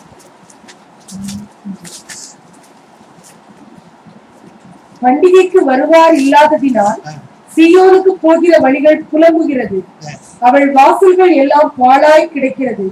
அவள் ஆசாரியர்கள் தவிக்கிறார்கள். அவள் கன்னிகைகள் சஞ்சலப்படுகிறார்கள். அவளுக்கு கசப்பே உண்டாயிருக்கிறது. யாரை குறித்து சொல்ல? சீயோன் குமாரத்தின் வாழ்க்கையில இப்படி ஒரு கசப்பு. ஏன் நடந்தது? இப்படி ஏன் நடந்தது? இத்தனைக்கு அவன் யாருடைய ஜனங்க? கர்த்தருடைய ஜனங்க. என் பிள்ளைங்க இப்படி கஷ்டப்பட்டு என்னுடைய இருதயம் எப்படி இருக்கும்? கர்த்தர் தன்னுடைய சொந்த ஜனங்களை இப்படி கசப்புல கிடக்குறத பார்த்துட்டு அதை சொன்னாரு பாருங்க. அந்த 1ஆம் வசனம் வாசிக்கல. ஐயோ ஜனம் பெருத்த நகரி, தனிமையாக உட்கார்ந்திருக்கிறானே. தனிமையாக உட்கார்ந்துருக்க. ஏன் தனிமையா உட்கார்ந்துருக்கணும்? கூட்டத்தோட இருக்க வேண்டியதான? கூட்டத்தோட வந்தா ஏன் தனிமையா இருக்கணும்? ஏன் தனிமையா? கர்த்தரை விட்டு தூரம் போகிற யாரா இருந்தாலும் நிலைமை இதுதான். நீ எவ்வளோ பெரிய குடும்பத்துல இருந்தாலும் சரி, நீ எப்பேற்பட்ட பணக்கார ஐஸ்வர்யவாட்டியா இருந்தாலும் சரி, உனக்கு அத்தனை ஐஸ்வர்யங்கள் இருந்தாலும் சரி, கர்த்தரை விட்டுட்டு நீ தனியா இருந்தேன்னா இந்த நிலைமை நம்ம வாசிச்சிட்டோம். விதவைக்கு ஒப்பானாலே. பாத்தீங்களா? விதவைக்கு ஒப்பானாலே. ஜாதிகளில் பெரியவளும் சீமைகளில் நாயகியுமாய் இருந்தவள் கப்பம் கட்டுகிறவள் ஆனாலும் ராக்காலத்திலே அழுது கொண்டிருக்கிறார். அவளுடைய கண்ணீர் அவள் கன்னங்களில் வடிகிறது. அவளுடைய நேசர் எல்லாருக்குள்ளும் அவளை தேற்றுவார் ஒருவரும் இல்லை. அவளுடைய சிநேகிதர் எல்லாரும் அவளுக்கு துரோகிகளும் சத்துருக்களும் ஆனார்கள். யூதா ஜனங்கள் உபத்திரவப்படவும் கொடுமையான அடிமை வேலை செய்யவும் சிறைப்பட்டு போனார்கள். இது காரணம் இந்த ஒரே ஒரு வார்த்தை. யூத ஜனங்கள் என்ன பண்ணிட்டாங்க? சிறைப்பட்டு போனாங்க. ஏன் சிறைப்பட்டு போனாங்க? கர்த்தருடைய வார்த்தைக்கு கீழ்ப்படியாம இருந்தாங்க தேவ ஜனமே. இது அவங்களுக்கு மாத்திரமல்ல, நமக்கு எழுதப்பட்ட காரியம். நமக்கு எழுதப்பட்ட ஒரு காரியம். ஒரு விதவையை போல தனிமையா இருக்காங்க. எப்போ துதியும் ஆடலும் பாடலும் ரட்சிப்பும் சந்தோஷம் யார் வீட்டுல இருக்கும்? யார் வீட்டுல இருக்கும்? நீதிமானுடைய கூடாரத்துல இருக்கும். வீட்டுல சட்டியில சோறு இருக்கா இல்லையா?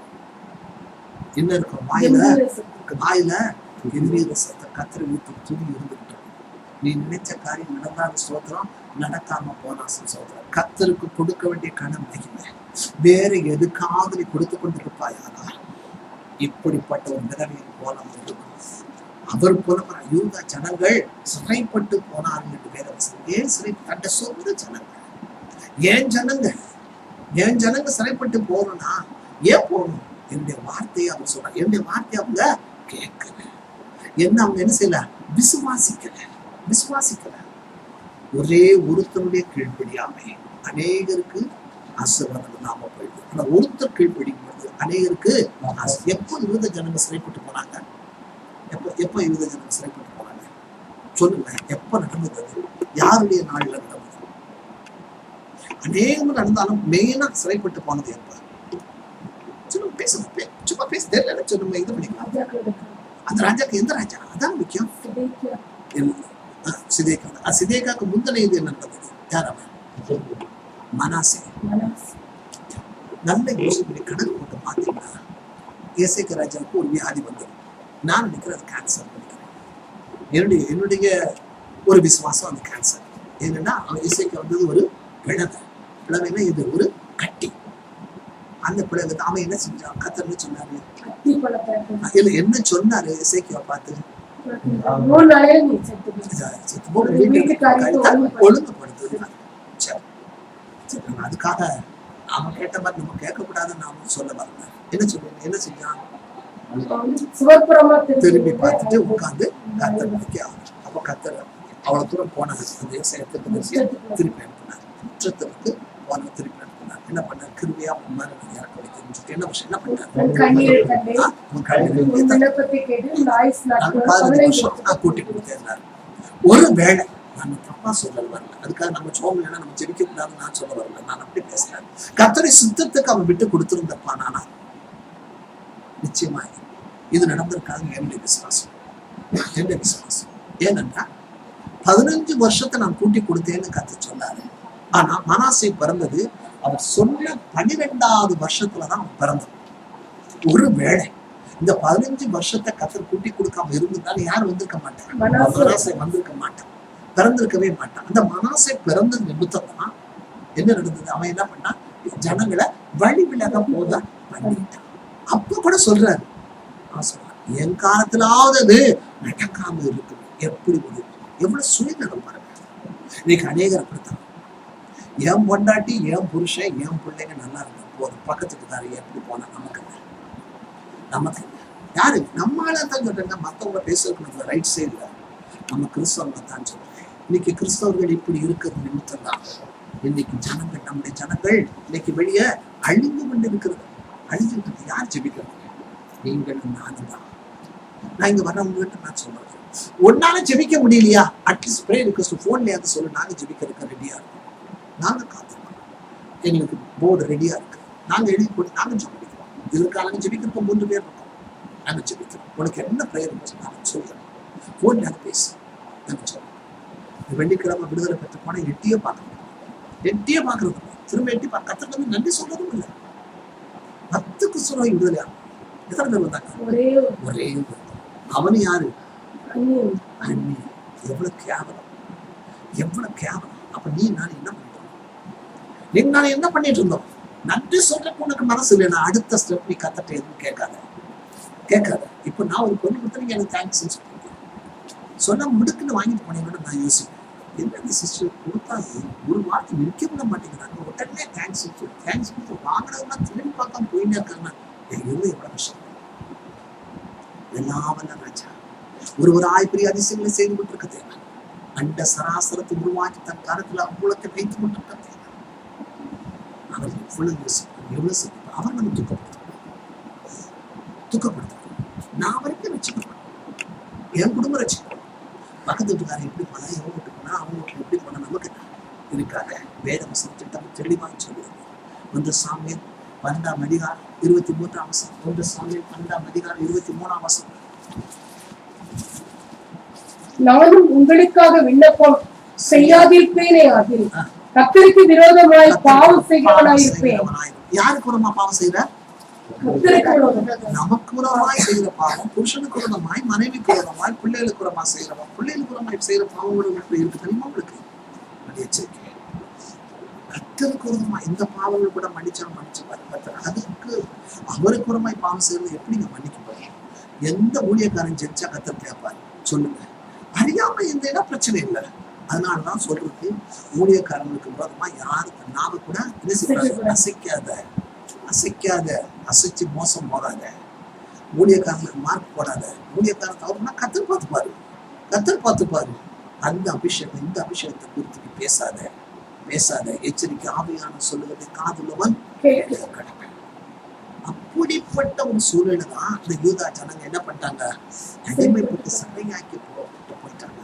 அப்பதான் யாரு கர்த்தராகிய இயேசு சொல்லி இறுதி எரேமியா புலம்புற, ஐயோ நீ எப்படி இருக்க ராஜாத்தியா இருக்க வேண்டியவன், எப்படி சிறைப்பட்டு போயிட்டாங்க.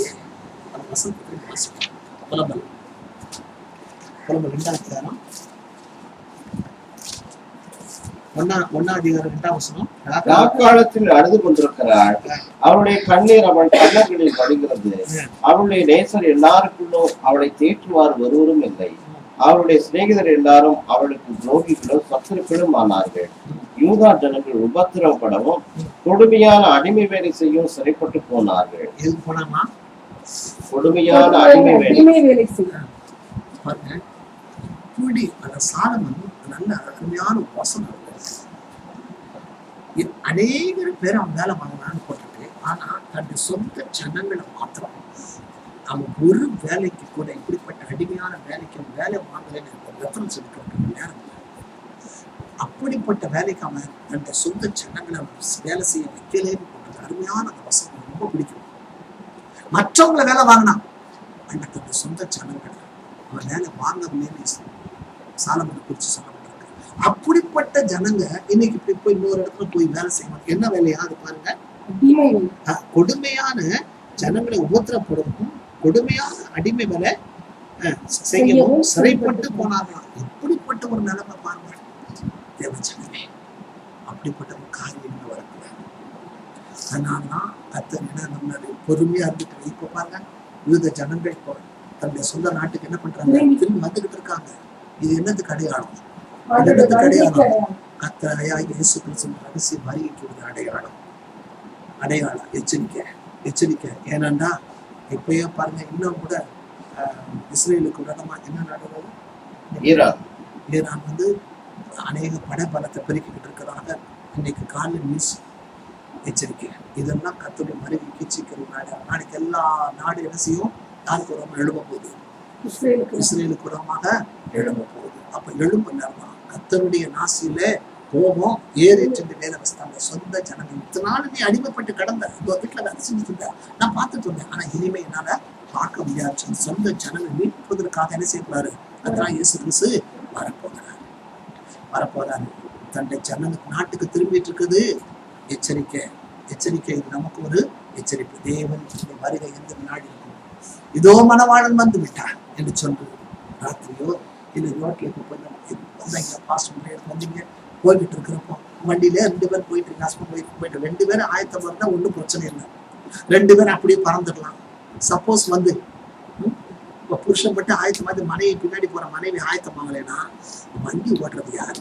திடீர்னு வித்தின் செகண்ட் இல்லை இப்பதான் என் புருஷன் வந்து வண்டி ஓட்டிட்டு போனாரு, ஆளை காணும், வண்டி எங்கேயும் போனலா போய் யார் நேரம் இடிச்சு அநேக பேர் அந்த நேரம் மறுத்து போவாங்களாம்.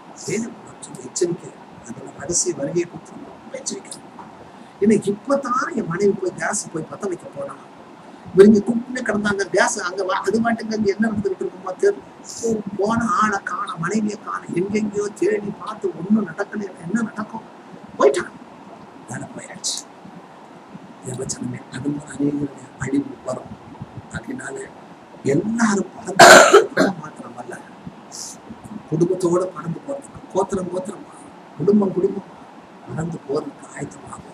தேவச்சனமே ஆவியான சொல்லுவதை காரணம் எதுக்காகத்தான் அவர் அந்த கசந்த காடிய உனக்காக எனக்காக அவர் வாங்கி என்ன செஞ்சாரு? குடிச்சு முடிந்தது என்று சொல்லி ஆவிய அவர் ஒப்படை வச்சாரா? வாசிங்க. எடுத்துக்கியா? எடு. 1 ராஜாக்கள் 9ஆம் அதிகாரம் வாசிங்க. 22வது வசனம். இஸ்ரவேல் புத்திரரில் ஒருவரையும் சாலமோன் அடிமைப்படுத்தவில்லை. அவர்கள் யுத்த மனுஷனும் அது எதுக்காக வச்சிருக்காரு நம்மள?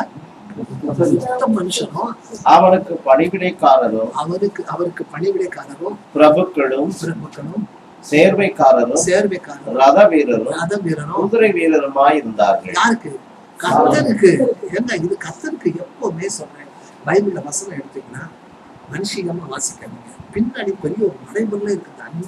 5 வார்த்தையை வச்சு இன்னைக்கெல்லாம் பர்சன்ட் 10% 1000% எடுத்தோம். நேரம் தான் இல்லை. ஒவ்வொன்றுக்கும் ஒரு அர்த்தம் இருக்கு. என்னென்ன முதல்ல என்ன வேலை? யுத்த மனுஷன். யுத்தம் செய்யுது. எதுக்கு? அவங்களோட இல்ல, ஈராக்கோட யுத்தம் பண்றதுக்கு இல்ல. யாரோட? நமக்கு எதிர்த்து ஒருத்தர் எனிமி வருது. நமக்கு ஒரே ஒரு எதிர்த்தாங்க. யாரு? அவனோட யுத்தம் பண்ணும். அதுக்கு தாங்க உங்களை என்னைய வச்சிருக்காரு. ஏன்னா நம்ம என்ன கத்தல் மீட்டுட்டாரு. அப்ப இப்படி அவங்கிட்ட கிடக்குற ஜனங்களை மீட்கணுமே. என்ன செய்யுது? நம்ம தானே யுத்தம் பண்ணணும். நம்ம தான் பார்த்து தூங்கிட்டு இருக்கோமே. ராத்திரி 12-1 மணி வரைக்கும் டிவி ஆஃப் பண்ணிருக்கலாம். அதிகாலை தெரிய மாட்டேங்குது. சொல்ற அதிகாலை எழுந்து எனக்கு தேடுங்கன்னா இங்க மெட்ராஸ்ல 8 மணி 9 மணி அதிகாலை இருக்கு. எங்க ஊர்லன்னா அப்படியெல்லாம் இல்லை. 3 மணி 4 மணிக்கெல்லாம் அதிகாலை எந்திரிக்கணும். கண்டிப்பா எந்திரிச்சா. ஏன்னா நம்ம வீட்டுல டிவி இதெல்லாம் மற்ற காரியங்கள் ஆஃப் பண்றது இல்லையே. உட்காந்து 12 மணிக்கு 1 மணிக்கு ஜெபிக்க கற்றுக்கணும். கத்து எழுப்புறாரா? யாருக்கு தெரியும்? ஒருவேளை அந்த நேரம் மனமாடம் வந்துட்டாங்க என்ன பண்ணுவீங்க? ஒவ்வொருத்துக்கும் யுத்த வீரரும் பணிவிட. யாருக்கு பணிவிட? கத்தருக்குங்க பணிவிட. கத்து அப்ப ஏன்னா அவங்களாம் ஊழியக்காரங்க. ஊழியம் செய்யறதுக்காக கத்து உங்களை என்னைய அழைச்சி வச்சிருக்காங்க. பிரபுக்கள். நீங்கள் ராணி யாரு? ராஜாக்கள். வீட்டுல சட்டியில சோறு இருக்கா, அந்த பானையில அரிசி இருக்கா, அந்த பத்தி உங்களுக்கு கவலை வேணாம். நம்ம போய் யாத்திரை என்ன செய்யலாம்? கையேந்த வேணாம். நீங்களாலும் ராஜாக்கள், பணிவிடைக்காரர்கள், பிரபுக்கள். பிரபு சாப்பிடாத சாப்பாடெல்லாம் கத்தர் உங்களுக்கு எனக்கும் கத்தர் கொடுத்து வச்சிருக்காரு.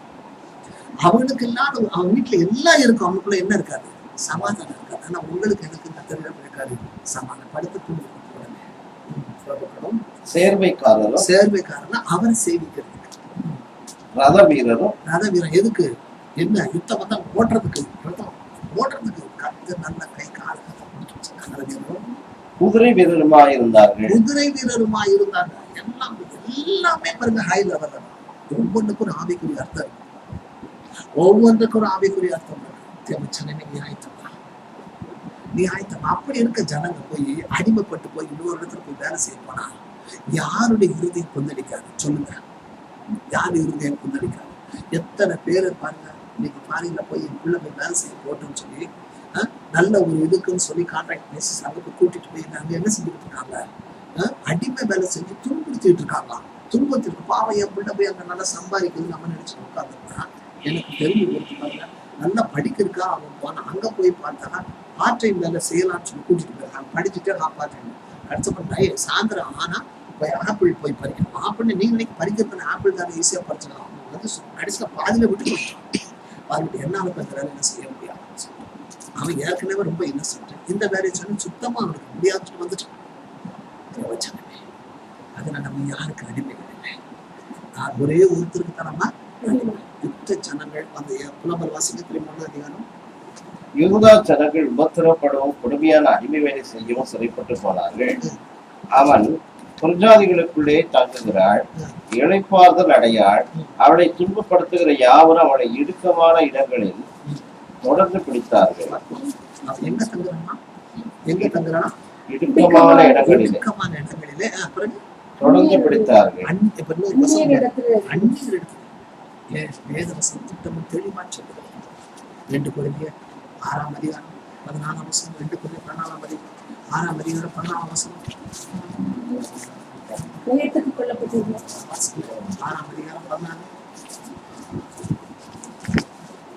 அந்நிய நுகத்திலே அவிசுவாசத்துல பிழைக்கப்படாதிருப்பீர்களாக. நீதிக்கும் அநீதிக்கும் சம்பந்தம் எது? உட்கார்ந்து இருக்கிற இடம் எங்க இருக்குது? நம்ம உட்கார்ந்து இடம். அதனால்தான் சொல்றேன், நம்ம மயக்க வேண்டாம். அவங்களுடைய பழக்க வழக்கங்களை என்ன செய்யணும்? நம்ம கற்றுக்கொள்ள முடியாது. அதுக்காக பக்கத்துக்குள்ள மறைச்சு போகணும்னு அவசியம் இல்லை. அவங்க உட்காந்து 4 பேர் பேசிட்டு இருக்காங்கன்னா என்ன செய்யக்கூடாது, நமக்கு அந்த வேலையை ஏன் சிஸ்டர் பேச மாட்டாங்க யாருக்கிட்டையும், ப்ரௌடு இல்லை, ஹாய்னா ஹாய் சொல்லிட்டு போயினே இருக்கு. ஏதோ ஆனதே இல்லை, அவங்களுக்கு ஏதாவது ஒரு ஆபத்துனா நம்ம கண்டிப்பா போய் என்ன செய்யணும், உதவி செய்யணும். கிறிஸ்துவ நண்பை என்ன செய்யணும், நம்ம வெளிப்படுத்தி காட்டணும். அதுக்காக அவங்களோட போய் ஐக்கியம் வைத்துக் கொண்டு அவங்க கொடுக்கிற மற்ற காரியங்கள் நம்ம சாப்பிட்டு போகணும்னா அதே ஒலிக்கு இருளுக்கும் என்ன இல்லை, சம்மந்தம் இல்லை. அவங்களோடு கூட நீ உணவு வைத்துக் கொள்ளணும். அவங்களை பகைக்க முடியும், அவங்களை நம்ம நேசிச்சுதான் கத்த நமக்கு கற்றுக்கணும். அந்த நேசம் நமக்கு அவசியம். இல்லை அவங்க என்ன செய்ய முடியாது, நம்ம கிறிஸ்துவ நண்பை அவங்க சொல்ல முடியாது. ரோட்ல ஒரு ஆம்புலன்ஸ் போனா என்ன செய்யணும், கை நீட்டி நம்ம ஜெபிக்கணும். எப்படி இந்த ரோட்ல நம்ம ஜெபம் பண்ணுறது, நாங்க வண்டியில போற நேரம் எழுதி ஜெபம் பண்ணுறோம், வண்டி வாசல ஜெபிக்கணும். யாரோ XRY அவன் ஜீவனுக்கு கத்தாவே ஆபத்து வரக்கூடாது. உள்ள இருக்குது ஆனா பெண்ணா யார நமக்கு அதை பத்தி கவலை. ஒரு ஆத்மா உள்ள இருக்கு, ரொம்ப சீரியஸா இருக்கு. கத்தாவே ஒருவேளை ரசிக்கப்படாத ஆத்மாவா நான் இருக்கலாம். அந்த ஆத்மா ரசிக்கப்படுற வரைக்காக அந்த ஜீவனுக்கு கூட்டி கொடுக்கப்பாங்க அந்த ஜெபம் எழுதி ஜெபிக்கிறது. இப்போ ரோட்ல ஒரு சத்தம் கேட்டாங்க, அது மாதிரி ஃபிளைட் போனா கூட ஜெபிக்கிறோம். ஏன்னா எத்தனை ஃபிளைட் ஆக்சிடென்ட். இப்ப திரும்ப அவங்க உள்ள இருக்கவங்களுக்கு என்ன நிலைமை என்ன நமக்கு தெரியாது. கத்தாவே இந்த ஃபிளைட் அந்த ஓட்டுறவங்க பிரயாணம் பண்ணுறது கத்தா ரட்சியும் அவருக்கு எந்த ஆபத்து வரக்கூடாது. இன்னைக்கு நாங்கள் அப்படி ஜெபிச்சுட்டு இருக்கோம்.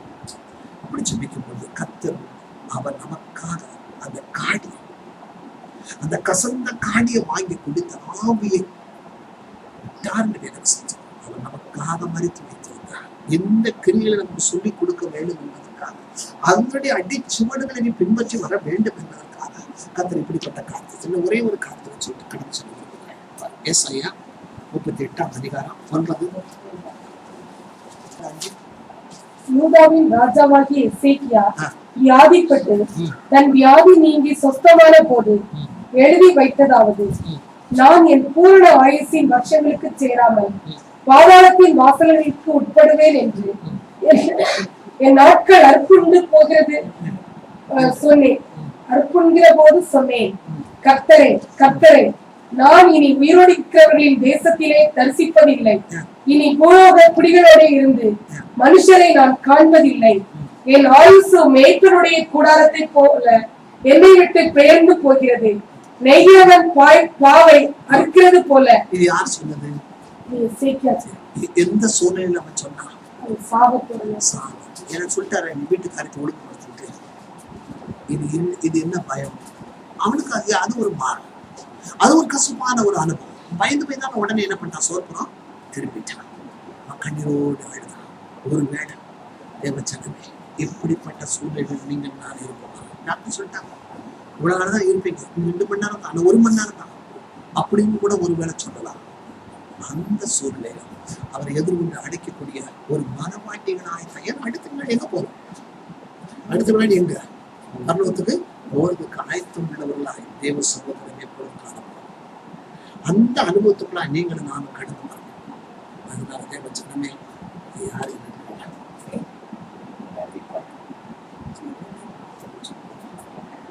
நான் தேவ சமூகத்தில் எவ்வளவாய் நம்ம தாழ்த்துக்கிறோம். இந்த கசந்த மாறாவுடைய அந்த அனுபவம், மரண பயம், அந்த மரண பயத்திலிருந்து கத்த நம்மை விடுவிக்காமல் வல்லவராக இருக்கிறார். ஆகையினால தேவச்சனமே ஒரு காரியத்தை நாம் சொல்லுங்க கடந்து சொல்லி கொள்ளுங்கள். எபிரேயர் 14ஆம் அதிகாரம் 2ஆம் அதிகாரம் 14-15 வசனம். எபிரேயர் 2:14-15. ஆதலால் பிள்ளைகள் மாம்சத்தையும் இரத்தத்தையும் உடையவர்களாய் இருக்க அவரும் அவர்களைப் போல மாம்சத்தையும் இரத்தத்தையும் உடையவர் ஆனார். மரணத்துக்கு அதிகாரியாகிய பிசாசானவரை தமது மரணத்தினாலே அழிக்கும்படிக்கும் ஜீவ காலம் எல்லாம் மரண பயத்தினாலே அடிமைத்தனத்திற்கு உள்ளானவர்கள் யாவரையும் விடுதலை பண்ணும்படிக்கும் அப்படியானார். ஒரு காரியத்தை சொன்ன 1 ராஜாக்கள் 19ஆம் அதிகாரம் 1ஆம் வசனம், 1-5 வசனம். 1 ராஜாக்கள் 19ஆம் அதிகாரம். எலியா செய்த எல்லாவற்றையும் அவன் தீர்க்கதரிசிகள் எல்லாரையும் பட்டயத்தாலே கொண்டு போட்ட செய்தி அனைத்தையும் ஆகாப் ஏசபேலுக்கு அறிவித்தான். அப்பொழுது ஏசபேல் எலியாவினிடத்தில் ஆள் அனுப்பி அவர்களில் ஒவ்வொருவருடைய பிராணனுக்கு செய்யப்பட்டது போல நாம் நாளை இந்நேரத்தில் உன் பிராணனுக்கு செய்யாதே போனால் தேவர்கள் அதற்கு சரியாகவும் அதற்கு அதிகமாகவும் எனக்கு செய்ய கடவர்கள் என்று சொல்ல சொன்னாள். இது யாரை பார்த்து சொன்னது? ஏசபேல் எலியாவுக்கு சொல்லி அனுப்பும். எலியா செய்த காரியம் நமக்கு நல்லா தெரியும். என்ன செய்தான்? எத்தனை தீர்க்க தரிசிகளுக்கு முன்பா என்ன செஞ்சான்? என்ன சொல்லி செஞ்சான்? என்ன அவன் வாய்ந்த மத்த வார்த்தை என்ன? அதான் முக்கியம். சொல்லு, பேசுங்க. இன்னைக்கு அப்படி நிரூபிக்கிறதுக்கு இன்னைக்கு நம்ம ஆளுங்க சரியில்லை. ஏன்னா நம்ம ஆளுங்க முதல்ல சரியாகும். கர்த்தரே தெய்வம், கர்த்தரே தெய்வம். ஏன் ஆதி அப்போஸ்தலர் நடந்த காலத்துல நடந்த அற்புதங்கள் இன்னைக்கே நமக்கு நடக்கல? இன்னைக்கே நடக்கல. அதற்கு காரணம் யாரு? கர்த்தரா, நம்மளா? அந்த கசந்த மாறாவின் அனுபவத்துக்குள்ளாய் நம்ம வரலையா? துன்பத்தை கண்டு, உபத்திரத்தை கண்டு நம்ம பின்னோக்கி நமக்கு இயேசு கிறிஸ்துவை ஏற்றுக்கொண்டா எல்லாம் கிடைச்சிடும். ஆலயத்துக்கு போய் உட்கார்ந்துட்டா எல்லாம் வந்துடும். இன்னைக்கு ரொம்ப இன்னைக்கு அப்படித்தான் இன்னைக்கு இருந்துட்டு இருக்கோம். வாரம் ஆலயத்துக்கு போறோம்னு குறைச்சிடல. ஏதோ முடிஞ்ச காணிக்கை கொடுக்கறதுல ஒண்ணு மரியாதை. நமக்குள்ள என்ன இல்ல? எழுப்புதல் இல்ல. எழுப்புதல்னா கை தட்டி ஆடுறது பாடுறதுக்கு எழுப்புதல் இல்ல. ஏன் சினிமால கூட தான் ஆடிட்டு இருக்காங்க. இன்னைக்கு அதுதான் இன்னைக்கு நடந்துகிட்டு இருக்கு. உனக்குள்ள என்ன மாற்றம்? தேவச்சனமே, ஆவியான சொல்லுவதை காதுகளுக்கு கேட்கிறது. எழுப்புதல்ங்கிறது என்றைக்கு ஒவ்வொரு மனுஷனும் ஒரு மர்மம் ஆகலைன்னா அவனுக்குள்ள என்ன இல்ல? எழுப்புதல் இல்லை. இங்க வராத கொலைக்காரன் இல்ல, கொள்ளக்காரன் இல்ல, ரவுடியும் இல்ல. இதை விட அப்படிப்பட்டவங்க எல்லாம் இன்னைக்கு உட்காந்து பெயிண்ட் அடிச்சுட்டு உட்கார்ந்துருக்காங்க. இது என்னால வந்த காரணம்? கர்த்தராகிய இயேசு கிறிஸ்து செய்யற ஒரு காரியம். இதுதாங்க எழுப்புதல். சில பேர் என்ன பண்றாங்கன்னா, அவங்க அன்னை பாசத்துல பேசி கைதட்டி ஆடுற பார்த்துட்டு தான் கைதட்டி ஆடுறதுனால ஒரு எழுப்புதல் வந்துருச்சுன்னு நினைக்கிறாங்க. சபைகள்ல இன்னைக்கு அதான் பார்த்துட்டு இருக்கோம். நல்ல வானத்துக்கு பூமிக்கு குதிச்சதுனால சாஸ் பிடிச்சிட்டு இன்னைக்கு ஒருத்தன் திருநெல்வேலில இருந்து ஒருத்தன் செடிக்கு பார்த்தாப்புல வந்தவன் நேரம் ஃபேனை தான் முடிப்பான். பேசுற பாஷைகள் இப்ப நான் ஏன் வந்துடுவேன் நினைப்பான். கத்து சொல்லுவாங்க அந்த பாஷையை நம்பாத. உள்ள உட்காந்து வேற நிக்கிறா உட்காந்து பேசிட்டு இருக்கோம், கேடி உட்காந்து பேசிட்டு இருக்கோம், கூப்பிடும்பா சொல்ல நீ அன்னி பாசை பேசுற விட்டுருமே நினைச்சேன். நாங்க நீ இப்படிப்பட்ட கேடியா இருந்தா நான் இயேசுக்காக நான். ஏன்னா இன்னைக்கு அநேக பேர் இன்னைக்கு ஏமாற்றப்பட்டு போறதுக்கு காரணம் இதுதான். எழுப்புதல்ங்கிறது இன்னைக்கு சினிமா மாறி இன்னைக்கு பாருங்க லைட் ஸ்டேஜ்ல இன்னைக்கு அதான் நடந்திருக்கு. உண்மையா இருதயத்தின் அடி ஆழத்துல இருந்து கர்த்தரை உண்மையா இருதயத்தின் அடி ஆழத்தை அவர் நோக்கி கூப்பிடுவாயா? அந்த மெல்லிய சத்தமே உனக்கு ஒரு பெரிய எழுப்புதலை மறுரூபத்தை கொண்டு வரும். உனக்கும் அவருக்கு மாத்திரம் தெரிஞ்சா போதும்.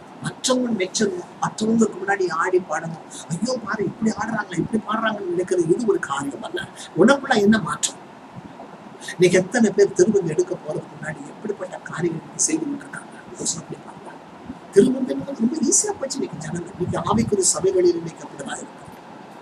வாசல்ல சிகரெட்டை பிடிச்சு உள்ள போட்டு வாசல்ல போட்டு மிதிச்சுட்டு இன்னைக்கு உள்ள போய் திருமணம் எடுத்துட்டு இருக்காங்க. நேற்று காலம் வரைக்கும் டிவி, சினிமா, கிரிக்கெட்டை பார்த்துட்டு இன்னைக்கு இதுல ஊழியக்காரன் அடக்கம், கிரிக்கெட் பார்க்கல ஊழியக்காரன் அடக்கம். தேவச்சனமே எச்சரிக்கை, ஆவியான சொல்லுவதை காதுல கேட்க. அவர் உனக்காக எனக்காக கசந்த மாறாவ அந்த காடியை அவர் குடித்தார். அவரும் தன்னை ஜீவனை கொடுத்தார். ஆனா உனக்குள்ளாய் மாறுதல் இல்ல, மர்மம் இல்லாத படிக்க நீ தேவசனத்துல எங்க போக முடியாது? நல்ல ரஜத்துக்கு போக முடியாது. அதனால எச்சரிக்கை. நான் எல்லாத்தையும் பெர்ஃபெக்ட் ஆயிட்டேன் யாருமே சொல்ல முடியாது. நானும் சொல்ல முடியாது, எந்த ஊழியக்காரனும் சொல்ல முடியாது. நாளுக்கு நாள் மனம் புதிதாகுது. அதுதாங்க எழுப்புதல். சும்மா பூமிக்கு வானத்துக்கு கைதட்டி பிடிச்சிட்டு இருந்தேன்னா அது எழுப்புதல் அல்ல. உனக்குள்ளாக மனம் மாற்றம், ஒரு மர்வம் இருக்கு.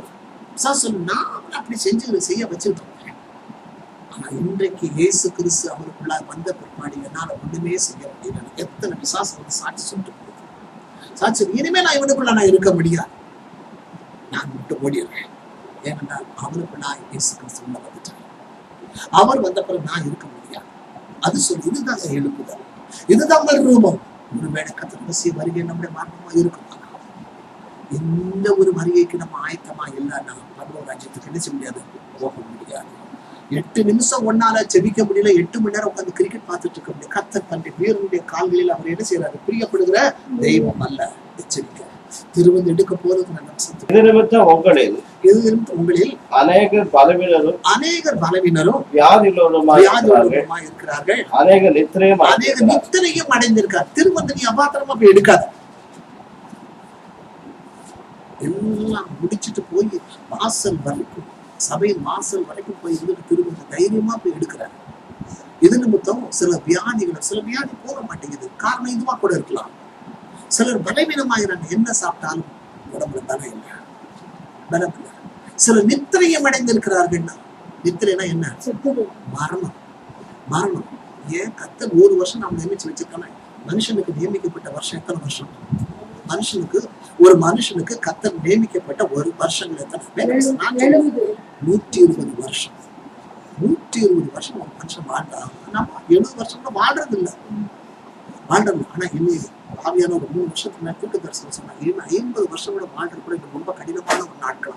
அப்படிப்பட்ட ஒரு கொடிய நாட்கள் வருது என்று பற்றிருக்கேன். இதெல்லாம் என்னத்தினால? பாவத்தின் சங்கீதக்காரன் சொன்னா 70 வருஷம், பலத்தினால 80 வருஷம். அதுவே வாழ்றது கஷ்டமா இருக்கு. அதனால திரும்ப எடுக்க போறது 3 காரியத்தின் விரோதத்தில் வைப்போம். யாரோடு ஒப்புரவாகாமல் இருந்தோம்னா ஒப்புரவாகும். கசப்பான வார்த்தைகள், மற்றவங்களை சபித்துக் கொண்டிருக்க வார்த்தைகள், இதெல்லாம் பேசிட்டு நீ போய் எப்படி போய் திரும்ப எடுப்ப? எப்படி திரும்ப கொடுப்ப? அங்கே நானே தேவச்சனமே, கத்தனை வேலை செய்கிற நானா இருந்தாலும் சரி, கத்தரோடு சரியா நாம் சீர் பொருந்துவோம். இதற்காகத்தான் கத்தர் கசந்த மானமாய் அந்த காடியை வாங்கி குடித்தார், தன் ஜீவனையே ஒப்பு கொடுத்தார். இப்படிப்பட்ட ஒரு அனுபவம். நேற்று வரைக்கும் நான் கத்தரே தெய்வம் என்று நிரூபித்த அந்த எலியா தீர்க்கதரிசி இன்னைக்கு எங்க போயிட்டான்? சூரஜ் அடிக்கு அடியில போய் வனாந்தரத்துல போய் உட்கார்ந்துட்டான். அவனுக்கு அது ஒரு கசந்த மானாவுடைய அனுபவம். கத்தருக்கு ஆயத்தமாயிருக்கும். கத்தர வருகையோ நம்முடைய மரணமோ எப்படி இருக்கும்னு தெரியாது. எந்த வினாடி இருந்தா ஏதோ மனமானம் வந்து விட்டார் சொல்லும் போது அந்த நேரம் போய் என்னை தேடாத. என்னைன்னா எதை குறித்து சொல்லப்பட்டிருக்கு? பரிசுத்தாவினுடைய அபிஷேகம். அபிஷேகம் பண்ணா கண்டிப்பா நீங்க அபிஷேகம் பெற்றாலும் ஒருவேளை முடிக்கை அரசாங்க வரைக்கும் எடுக்காமல் இருப்போம். இன்னைக்கு கத்து சொல்லுவோம், ஜனத்தினான மாமினான் பரலோகத்துல சில பேர் நீங்க ஞானசானம் பெற்றுட்டேங்கிறாங்க. ஆனா பழைய பாவத்தை அடிச்சுல எப்படி இருந்தா எப்படி பரலோகத்துக்கு நம்ம போறது? எல்லாரும் குறைவுள்ளவர்கள். ஏன் இந்த அபிஷேகம் பெற்றுக்கல? ஆவியும் கனிகளான